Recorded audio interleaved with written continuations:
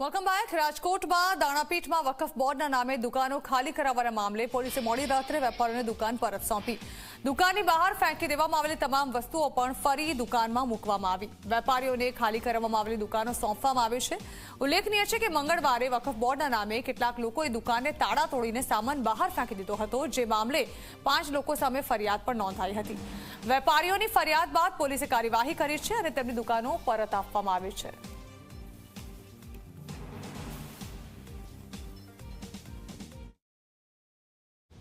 31 તારીખે આ લોકોએ ઓચિંતાનું આવીને તાળું તોડવા માંડ્યા અને બધો સામાન બહાર ફેંકી દીધો। રૂબરૂ એમની પાસે જતાં એવું કીધેલું કે વકફ બોર્ડનો ઓર્ડર અમારી પાસે દુકાનનો કબજો લેવાનો છે, એટલે અમે કબજો લઈ લઈએ। એ લોકોએ એનું તાળું મારી દીધેલું। ત્યાર પછી અમે એ ડિવિઝનમાં ફરિયાદ નોંધાવી।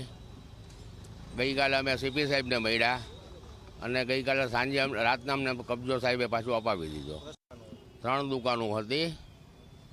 મારી દુકાનમાં બી મંડપ સહિતનો સામાન હતો। બાજુમાં હસુભાઈની દુકાન છે, એમની ફાઇલો ને બધું હતું।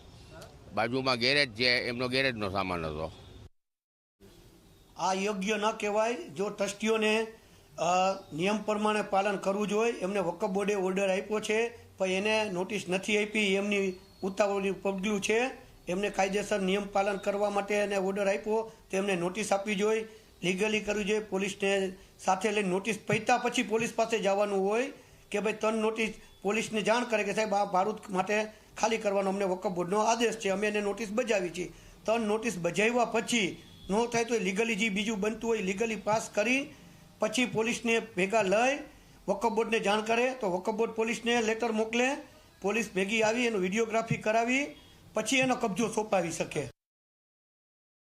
વકફ બોર્ડના નામે રાજકોટના જૂના દાણાપીઠ વિસ્તારની અંદર વેપારીઓની દુકાન ખાલી કરાવવાનો જે મામલો સામે આવ્યો હતો ને ત્યાર પછી હવે પોલીસ તંત્ર છે તે જાગ્યું છે।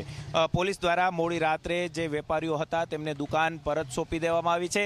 ખાસ કરીને દુકાનની બહાર જે સામાન કાઢવામાં આવ્યો હતો તે તમામ સામાન દુકાનની અંદર રાખી દેવામાં આવ્યો છે।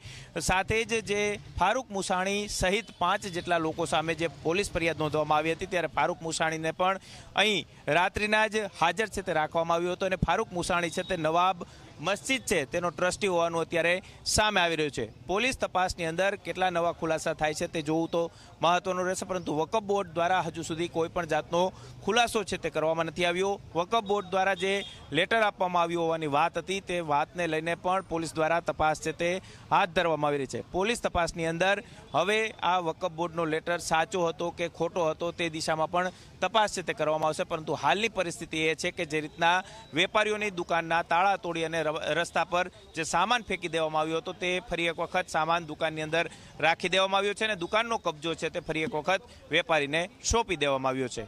કેમેરા પર્સન ઉદય પવાર સાથે ગૌરવ દવે, ઝી મીડિયા, રાજકોટ।